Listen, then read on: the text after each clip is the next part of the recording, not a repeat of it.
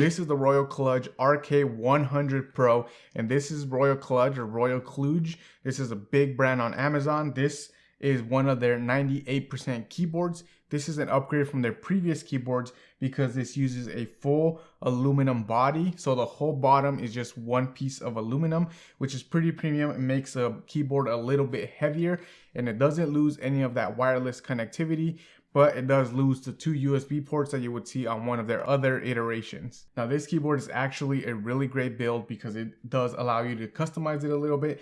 With the full body aluminum at the bottom, it is a little bit heavier, but it also allows you to hear a little bit more of that echoey hollow sound.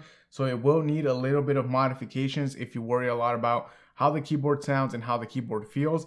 Currently, I have it set up with some of the YMDK Mac keycaps because it doesn't come with any of the legends for a Mac. These keycaps were about 30 bucks, same thing on Amazon, and they fit it pretty well. These are XDA profile. They also have cherry profile if you prefer a little bit taller ones. Now these keycaps are also PBT double shot, which means they're a little bit thicker. They don't shine as much. The ones that come in the box are ABS keycaps, so they do sound a little bit more hollow. They're a little bit cheaper plastic, but also they do look really great, and they have all of the key legends, and they're also see-through for whenever you turn on that backlight LED, because this is RGB. So when you do turn that on, you can see exactly all of the key legends through that RGB. Now this keyboard in the box also does come with a couple extra RK switches. They're kind of like brown switches, but they're not from Gateron. They're from Royal Kludge themselves. And you also get a couple of kick-up feet, which I usually always use on this keyboard just because it does give it a little bit more elevation, and it allows me to use my keyboard without anything underneath, so no wrist rest. With the keyboard being raised up in the back, that incline is enough for me to be able to use it without that wrist rest. Now this RK100 Pro also has 3 different connection settings. You can use it wired, you can use it wirelessly, and you can use it through Bluetooth, and you also do get 3 different connections through Bluetooth, and then you can also use a USB dongle that comes in the box along with the wire. Now for connectivity, it does use a USB-C port, so you can go ahead and use any of the other keyboard cables that you already have lying around. You can just go ahead and hook this one up as well. Now without doing any modifications to the keyboard, this is what it would sound like.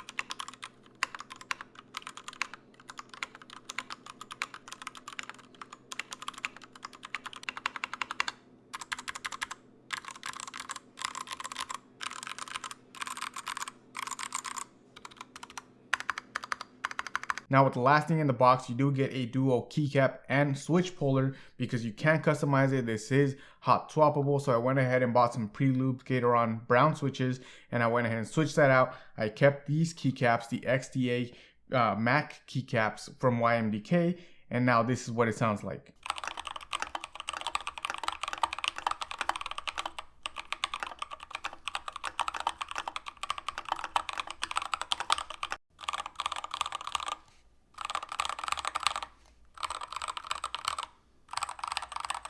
Now a couple mods that are on this keyboard, I did have foam put into the body itself. I made sure to keep the cutouts open. This is just regular acoustic foam that you would find on Amazon for like 10 bucks.